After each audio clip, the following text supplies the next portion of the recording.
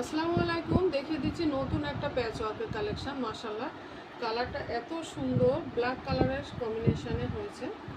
এটা ছবিও আপলোড করে দেবো আমি ইনশাল্লাহ।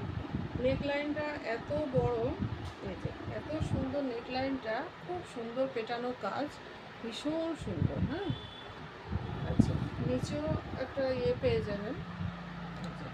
নিচেও খুব সুন্দরভাবে প্যানেল করা আছে। নিচের ডিজাইনটাও আমি একটু খুলে দেখিয়ে দিই। ডিজাইনটা আমি একটু ড্রেসটা পুরোটাই খুলে দেখিয়ে দিচ্ছি।